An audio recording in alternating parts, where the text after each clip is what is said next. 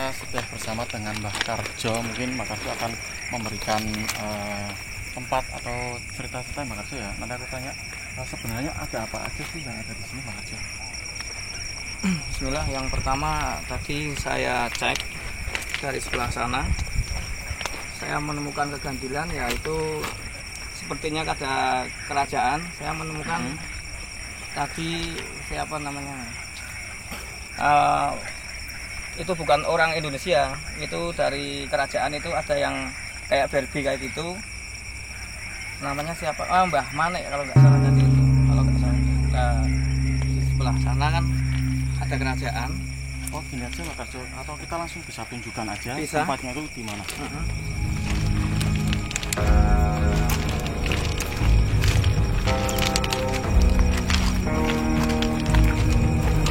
Tadi kan saya turun.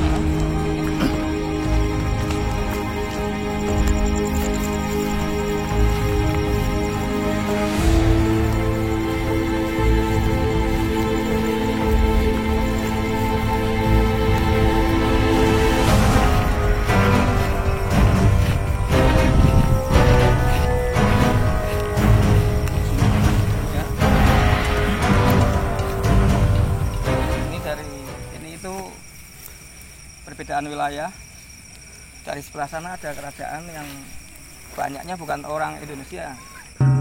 Mohon maaf saya nggak tahu bahasanya. Juga yang di sebelah sini sangat banyak sekali masalah dari apa itu penghuni-penghuninya. Mohon maaf juga saya tidak bisa menyebut satu persatu karena saya mohon maaf saya mau masukkan. Gini Mbah Karjo, mungkin Mbah Karjo bisa menunjukkan atau ada sosok apa yang ada di sini? Oh iya. Bismillahirrahmanirrahim. Dari sini, ini yang sering penampakan, sering ada pendekatan, ada yang sering jahil ya. Ini kalau masalah dari ini yang pertama, kalau ada orang yang sering datang ke sini tapi nggak izin seperti itu, dia aslinya tidak suka. Seperti itu. Jadi sering ada, mungkin saya kan buat orang sini jadi nggak tahu pernah ada kejadian atau enggak, tapi yang sering ini adalah jahil nih, yang sebelah sini jahil ini. Jahil. Ini untuk kerajaannya sangat besar ini. Kerajaan di sini itu bukan hanya orang sini toh. Berarti kerajaannya bukan orang sini. Bukan orang tapi sini. Orang luar. Orang luar, ada ya kayak Portugis, ada seperti Afrika, ada seperti kayak Belanda kayak gitu. Mister siapa ya tadi namanya, kalau saya nggak tahu persis itu. Tapi yang paling terpenting adalah sosoknya itu bukan orang sini. Bukan orang sini. Mungkin boleh dikatakan itu orang asing semua kebanyakan. Orang asing semua, dan sini ada kerajaan yang sangat tinggi. Tapi ini orang Jawa kalau yang sini. Nanti coba kita punya mediator ya, coba yang masuk ini yang dari orang Jawa itu siapa? Soalnya kok ini kayak ada ratunya Mas ini. Ratu itu dari pihak orang sini Indonesia. Kerajaan itu dari kayak keraton gitu ya. Nanti bismillah, coba mudah-mudahan Allah memberikan kemudahan kita ya untuk mengedukasi apa adanya di sini. Nggak ada apa-apa. Itu aja permisa ya. Siap. Untuk sedulur Mapeng yang sudah melihat penelusuran dari Mbah Karjo ini, Mbah Karjo itu melihat kerajaan, bahkan perbatasan yang mungkin kita tidak tahu ya. Saya juga kurang paham juga. Nanti kita akan coba sebenarnya sih ada apa yang ada di desa ini atau Babarkawat, Kecamatan Monokerto, Pekalongan. Bener Pak? Betul. Tapi setelah jenengan masuk ke sana tadi, katanya ada perbatasan. Mungkin Mbah Karjo ini udah merasakan efek-efek negatifnya ya. Mau masuk ini aslinya. Coba Mbah Karjo ditahan dulu Mbah Karjo, karena kita masih banyak penelusuran lagi. Ya mungkin bagi sedulur Mapeng yang belum tahu tempat ini adalah di sini ada tempat di Wonokerto, Pekalongan. Nanti kita akan coba edukasi bersama tim Mbah Peng ya. Masih bersama kami di channel Mbah Peng. Assalamualaikum warahmatullahi wabarakatuh. Masih bersama kami di channel Mbah Peng. Saat ini kita berada di Desa Blebar Kawat yang tepatnya di Wonokerto, Pekalongan. Kita sudah bersama dengan Pak Basari, narasumber sini. Nanti kita akan coba tanya-tanya sebenarnya ada apa yang di sini, mungkin ada hal-hal gaib atau hal-hal lainnya yang mungkin berkaitan dengan sejarah, bahkan untuk pengetahuan kita juga ya. Nanti kita langsung bersama Pak Basari. Assalamualaikum warahmatullahi wabarakatuh. Pak, apa kabar? Bertemu lagi di channel Mapeng, Pak ya. Ada kesempatan kali ini kita akan coba, Pak ya. Aku akan bertanya. Sebenarnya sih Pak, banyak request dari teman-teman sedulur Mapeng yang mungkin masih banyak pertanyaan-pertanyaan yang kurang lah atau kurang dipahami dan sebagainya. Nanti kita tanya sebenarnya di Desa Blebar Kawat itu ada apa aja, Pak? Assalamualaikum warahmatullahi wabarakatuh. Saya selaku narasumber lokal ya, kita menyampaikan kepada kru Mbah Peng konten bahwa pada malam ini ingin mengungkap di lokasi Blebar Kawat. Nah, ini perlu saya jelaskan dengan secara gamblang bahwa di mana setiap kabupaten pun tidak mempunyai sifat desa Blebar Kawat atau wilayah Blebar Kawat. Nah, Blebar Kawat ini narasumbernya dari mana? Kan gitu kan ya? Iya, betul, Pak. Nah, Blebar Kawat ini sumbernya itu dari kerajaan zaman dulu. Nah, pada saat zaman dulu itu namanya disebut pada saat Sultan Agung Ngayakarakusumo memerintahkan untuk menerobos ke Batavia. Di sini setelah Pekalongan ada bupatinya, mengutus kepada Senopati untuk membuat arena atau disebutkan pendidikan prajurit. Nah, sumbernya salah satu adanya Blebar Kawat ini adalah dari Makam Tuwo wilayah Sekaget. Ini satu titik supaya biar jelas nanti anak-anak atau masa-masa muda sekarang biar tahu bahwa Blebar Kawat itu seperti apa gitu ya, Mas ya. Ya, betul ya. Lagian kita dalam peta juga Blebar Kawat itu enggak ada, Pak ya. Tidak masuk dalam peta. Nah, sumbernya bahwa senopati yang paling terkuat untuk menerobos ke Batavia di antara Mbah Agung Baworekso pada pasukan laut Suragolagul dengan Suragolagul bersama yang satu lagi itu namanya Baworekso, Suragolagul, yang satu lagi itu yang paling tersohor diputus untuk ke Batavia, yang satu ini suruh mendidik. Nah, dari Bupati Pekalongan Sultan Agung Ngayakarakusumo bahwa itu dikatakan bakal ada mungsuh dari Batavia. Kalau bahasa dulu itu namanya bakal membuat Batang Sayuto. Batang Sayuto itu perang besar. Kalau zaman dulu itu namanya Mataram mau dijadikan bumi hangus. Tapi gini Pak Basari, untuk dalam sejarah, mungkin Bapak Sari itu menerangkan itu di dalam buku sejarah, konteks sejarah itu kan nggak ada juga. Nah, mungkin intisarinya jangan ambil dari pengalaman dari mana maksudnya? Saya ini membaca dari Babat Pekalongan dan Babat Mataram adalah ya setelah itu masuknya ke sini, makanya nanti kan dijadikan ini Blebar Kawat itu masuk dalam kategori satu-satunya adalah zaman kerajaan Sultan Agung Ngayakarakusumo gitu ya. Nah, terus hanya itu masuk ke sana secara singkatnya. Pekalongan siapa muda untuk membuat pertahanan di Pekalongan ini, padahal di pesisir. Dulu itu di sini bukan seperti ini. Dulu itu adalah alas gambir, alas jambi. Iya, mungkin bisa dijelasin Pak, alas gambir itu? Alas gambir itu kalau dulu itu namanya jambi. Jambi itu kalau buahnya itu namanya gambir. Nah, kawasan gambir di sini perjalanan Sultan Ngayakarakusumo ke Batavia itu bukan lewat jalan Dandres. Dandres itu kan tahunnya sudah ke sini ya. Nah, sini lewatnya pesisir. Nah, lewat pesisir di sini dibikin satu arena untuk siapa-siapa yang muda untuk adu kesaktian. Nanti prajurit itu dipilih satu-satu. Ada prajurit panah, ada prajurit keris, ada prajurit pedang. Nah, nanti disatukan lah. Yang komandonya satu. Yang sekarang menjadikan patilasan di Makam Sekaget. Kalau zaman dulu namanya Raden Bagus Karangjaya Kusumo, mempunyai gelar Ki Gede Gagah Setor Anggoro Tunggul Manik. Nah, di sini mula-mula pertama, tiga-tiganya masuk ke Batavia. Sebelum perang dimulai ada pengkhianat. Tapi gini Pak, dari hasil apa namanya pendekar-pendekar atau apa Iya, itu iya. berasal dari mana aja Pak? Kalau Mbah Agung Baurekso berasal dari Kesesi. Kesesi, berarti orang ini juga ya? Orang Pekalongan yang membabat pertama Pekalongan itu namanya Raden Raden Bausudin Joko Bayo Baurekso, itulah menjadi diangkat jadi Tumenggung. Nah yang kedua Suragolagul. Nah yang ketiga saya tuh lupa tadi. Itu orang yang pada saat itu yang ditakuti oleh Mataram. Nah yang disinggahkan di sini sehingga muncul jadi Blabar Kawat adalah yang tempatnya di Makom Sekaget. Gitu ya. Jadi dijar ke arena pendidikan. Nah, dulu perjalanan antara dari pasukan Mataram itu lewatnya pesisir. Nah, diutus untuk membuat satu kalangan anak-anak muda untuk membuat benteng supaya dari Batavia jangan sampai masuk Mataram adalah Pekalongan dibikin benteng. Disinilah benteng letaknya.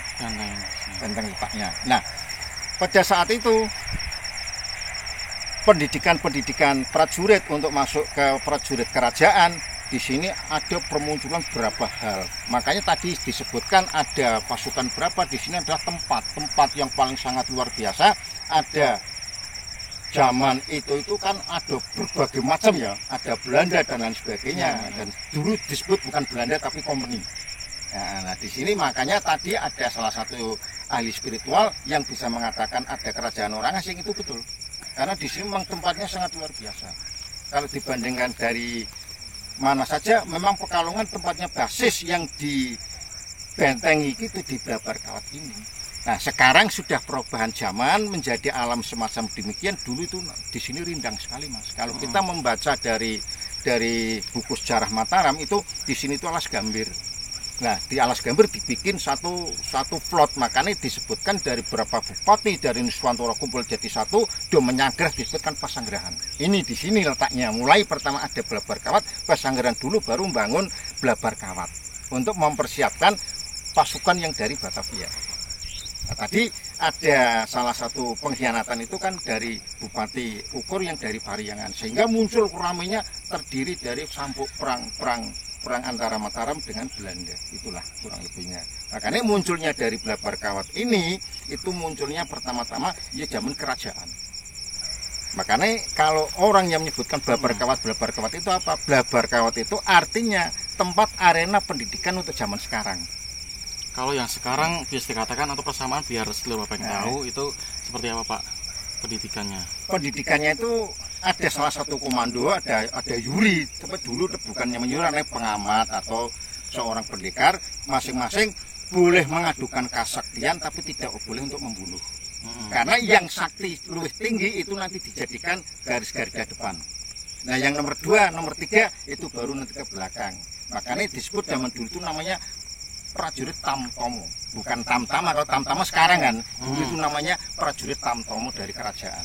Mimpin ada prajurit kuda, ada prajurit keres, ada prajurit panah dan lain sebagainya. Itu boleh dikatakan dari kerajaan Mataram. Berarti sini termasuknya kerajaannya namanya apa Pak Basari? Kalau di sini itu bukan kerajaan tapi Keraton Pekalongan. Keraton Pekalongan. Kalau Pekalongan zaman itu setelah adanya Bupati Tankuijan itu kan di bawah pimpinan karo Sultan Agung Nyangkarakusuma, Baureksonya diambil dari Tumenggung jadi Tumenggung, nah Tankuijannya jadi bupati. Terus itu dari sisi sejarah Pak ya? Jadi aku sejarah. akan coba ungkap dari sisi hal-hal mistis. Mungkin Pak Basari bisa menerangkan atau memberikan wawasan juga Pak ya?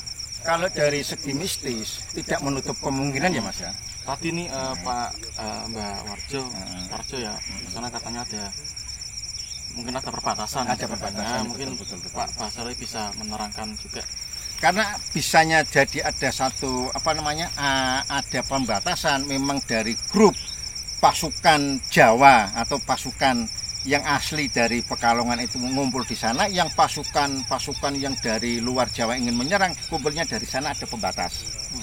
Nah, kalau yang saya tahu pada saat itu, kalau di sini dikomando dengan seorang kulit putih Belanda itu namanya Tuan Sonyer.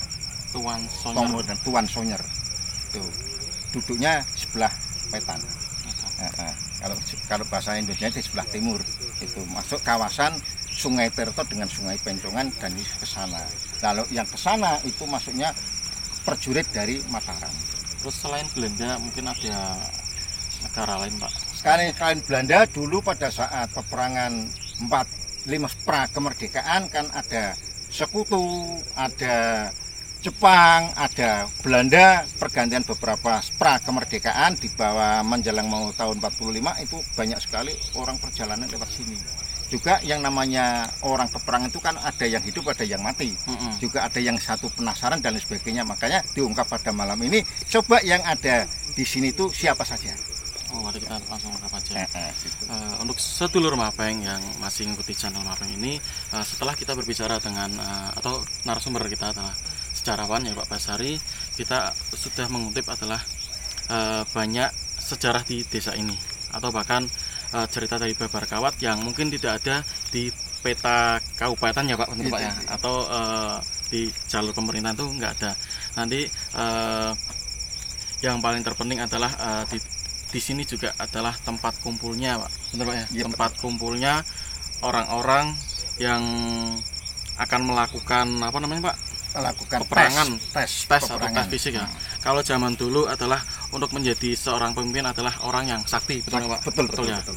Nah, untuk sedulur Mapeng, jadi perlu diingat adalah kita ada di desa Wonokerto, Kecamatan Wonokerto. Kalau desanya di sini setelah adanya pemekaran ya, ini Babar Kawat ini ada yang ikut Sijambe, ada yang ikut Api-Api, dan ada yang ikut kelurahan atau kepala desa Pecakaran. Nah, dekatnya Tiduguh Jambean. Berarti yang namanya Babar Kawat itu adalah tempat atau arena yang sering dulu diberikan. Dikutip tadi, kita juga tadi sudah melakukan penelusuran dengan Mbah Karjo yang adanya pintu gerbang atau perbatasan wilayah ini. Bahkan di sini ada hal-hal gaib yang merupakan adalah bukan warga sini, atau tadi Pak Basari bilang adalah orang Belanda atau yang bisa disebut dengan Siuf. Apa Pak? Tuan Sonyer. Tuan Sonyer. Nah, nanti kita akan coba untuk edukasi secara langsung bahwa apakah benar Pak Basari itu menceritakan itu ada yang mungkin bisa diberikan untuk pengetahuan buat para sedulur Mapeng. Itu aja ya Pak. Nggak ada yang lain Pak. Iya, mudah-mudahan. Aku ucapkan terima kasih kepada Pak Basari sudah memberikan edukasi, dan mungkin nanti kita lanjut untuk sesi edukasi sama mediator dengan Bapak. Ini ya Mas, saya nyambung sedikit. Kalau kita mengungkap sejarah yang sepenuhnya ada di lokasi ini mungkin tidak cukup satu malam ya. Ya betul. Tidak cukup satu malam, dan cuma saya garis bawahi dan saya garis besar bahwa inilah menjadikan salah satu Babar Kawat itu adalah narasumbernya dari yang saya tadi katakan. Dari itu makanya jadi zaman yang dulu, sekarang mudah-mudahan anak muda sekarang itu kepentingan saya bukan kepentingan apa-apa, supaya mengerti bahwa ini seperti ini dan ini seperti ini. Jadi kalau anak-anak muda sekarang kan masalah sejarah itu kan asing ya, makanya supaya dapat bisa mengetahui bahwa Babar Kawat itu artinya begini, kurang lebihnya semacam demikian. Oh gitu. Jadi acara ini juga bisa memberikan pengetahuan sejarah tentang yang mungkin kurang didengar di telinga bagi sedulur Mapeng. Itu aja Pak ya. Ya. Saya sekali lagi ucapkan terima kasih kepada Pak Basari yang sudah memberikan wawasan di tempat ini. Nanti kita lanjut dengan sesi mediator bersama Mapeng. Terima kasih Pak. Ya, terima kasih. Coba akan saya masukkan ke dalam tubuh saya.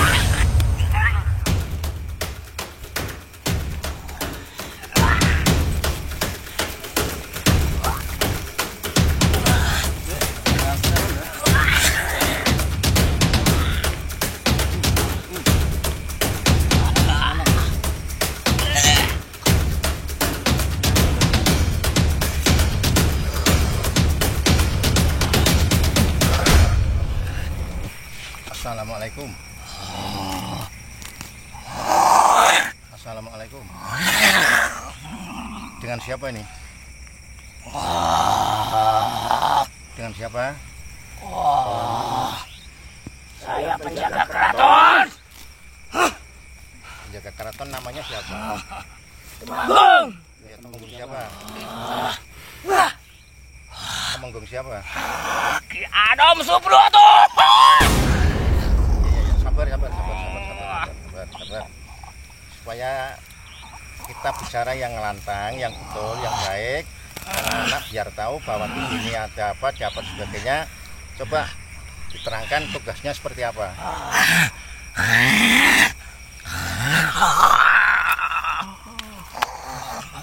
sini. Di sini Doro Temenggung, ya, Doro Temenggung, ya. Anak-anak muda sekarang kan tidak tahu persis bahwa di sini itu ada apa di Blebar Kawat ini, supaya biar tahu persis bagaimana cara penjagaannya, dan biar yang anak-anak muda ini biar berhati-hati itu sebagaimana.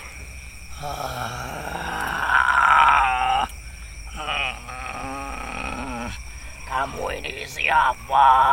Saya disesepukan di desa Pesanggerahan, ya, dia mengamati supaya jangan sampai suatu ada gejala-gejala yang kurang baik. Saya penjaga makam, Om. Makam Jawa. Iya, betul. Kenal Kirus, Sang Kuburo. Oh iya, betul. Mau apa niatnya?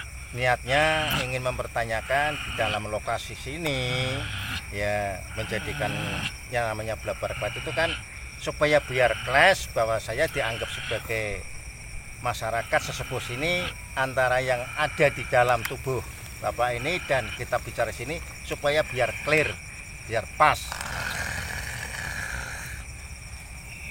Itu kan yang namanya Temenggung itu kan pangkat yang zaman kerajaan, bukan zaman sekarang, betul kan? Saya bukan jaga yang itu. Saya jaga lokasi jalan sini.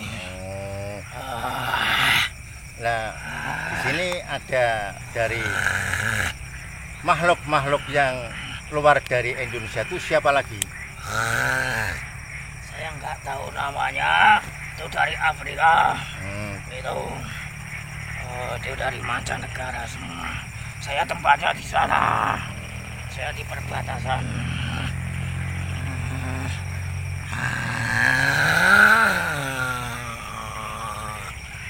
Ya mungkin dari pertanyaan saya ingin mencocokkan bahwa di dalam satu pengetahuan saya sebagai sejarah yang di sini biar clear, nanti kita disambung lagi nanti kepada Mbah Peng biar bertanya. Monggo Bapak.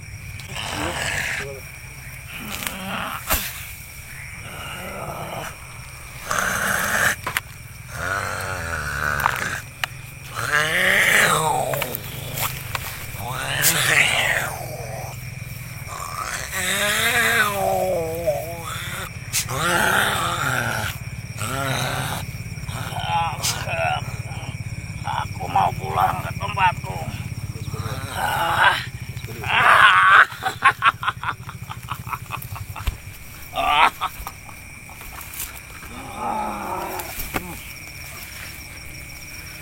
Ada namanya Ki Alem Kusuma yang penjaga sini, dan mungkin itu adalah makhluk yang juga.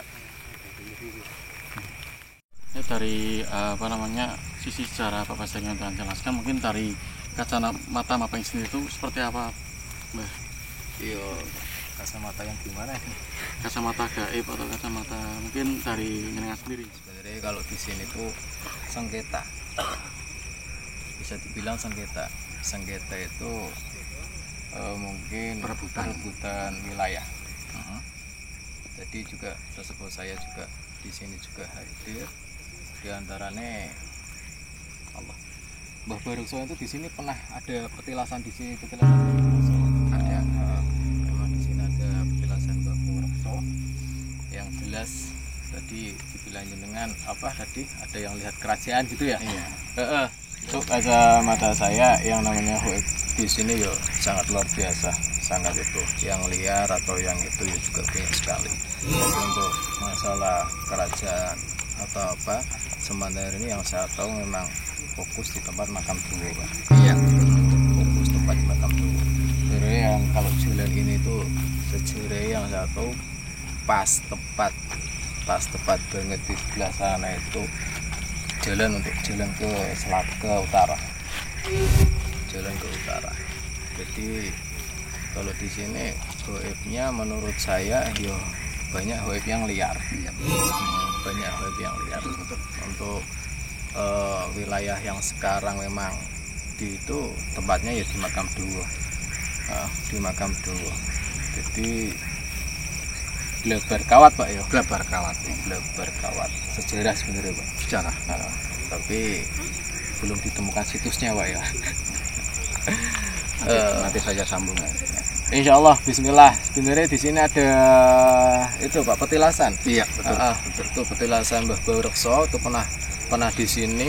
Ya mungkin dia, alhamdulillah mungkin yang paling hebat yang bisa menangin tadi apa namanya perang atau Pak apa zaman dulu itu tarung Pak ya. Tarung tapi alhamdulillah dengan Mbah Bau Banteng ya, dia bisa mengalahkan. Alhamdulillah. Mungkin ada tambahan Pak dari minum? Sedikit saya tambahi tadi yang pada zaman itu memang senopati yang di Mataram itu ada 3 yang paling ditakuti oleh penjajah. 1 Mbah Agung Bau Rekso, 2 Surabolagul, 3 Tumenggung Alap-alap. Itulah yang memang sangat luar biasa, sehingga munculnya dari kerajaan tadi yang Bapak katakan di Makam Tua itu betul, karena itu senopati yang membawa, yang dimandati tugas kepada Sultan Agung Hanggareksumo membawa pusaka yang tombak Kyai Klaret. Itulah. Jadi untuk secara jadinya di sini walaupun tidak ada peta di dalam kamus atau pembabatan itu, di sini ada nyata. Lah saya Mbah Peng tadi yang dikatakan oleh Mbah Peng ada patilasan Mbah Agung Bau Rekso, saya masih kecil, Bapak itu belum menjadi kepala desa. Saya tuh pernah melihat yang ada sebelah sana itu ada tenger atau tengo atau pembatas itu kayu jati yang sangat luar biasa. Nah, adanya era sekarang ini kegusur dengan adanya pemanfaatan alam kemungkinan habis. Tapi memang kayak yang dikatakan oleh Mbah Peng ini ada patilasan Mbah Agung Bau Rekso, betul kan Mbah Agung Bau Rekso lewatnya sini membawa prajurit sebanyak itu dengan perahu kolodito. Itu berarti menyinggung tentang apa namanya tengok atau tenger. Berarti saat ini itu udah itu Pak hilang. Tapi kalau lokasinya saya lamat dulu, saya masih umur sekitar 7 tahunan itu saya masih temukan lurusnya itu ya di Makam Dawa, tapi yang sebelah barat sana. Tapi enggak usah ke sana lah, enggak usah ke sana. Tapi yang jelas dulu saya dibawa digendong sama bapak itu saya tahu persis. Yang jelas pernah dikasih tahu kalau bahwa tempat ini itu tempat petilasan. Iya, tempat petilasan. Gitu. Kantong itu jatinya luar biasa. Jati kuno. Pohon jati itu. Pohon jati. Untuk angker-angkernya itu, untuk angker-angkernya itu pohon jati. Sebenarnya gini Mbak Peng, untuk seluruh Mbak Peng semua yang ada di sini itu sebenarnya tempat ini sangat bersejarah.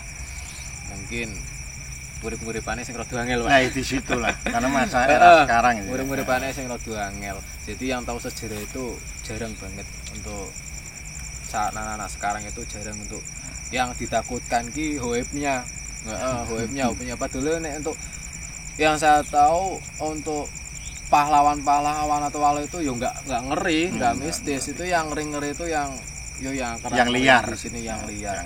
Lah sini tempatnya liar karena memang satu mungkin buangan bisa jadi semuanya buangan ada di sini. Bisa jadi buangan di sini tempat alur jalan ke pantai bisa jadi kan kayak gitu. Insyaallah bismillah mungkin ntar kita akan edukasi lagi yang lebih tepatnya yang paling besar, tapi ngapurane saya nggak bisa berani panggil wali atau siapa. Yang jelas ntar yang paling gede penunggu di sini, insyaallah ntar kita akan ungkap aja Bapak. Ya, betul gitu. Nah, mungkin dia bukan wali tapi kan tahu di sini ada siapa saja. Insyaallah kita akan siapkan mediator lagi. Udah terjelas gamblang adalah di sini banyak cerita sejarah, bahkan dari sisi hal-hal gaib, bahkan dari sisi zaman-zaman dahulu, dari kacamata Mapeng sendiri. Dan kita coba sesi mediator untuk yang paling besar ya. Masih bersama kami di channel Mapeng.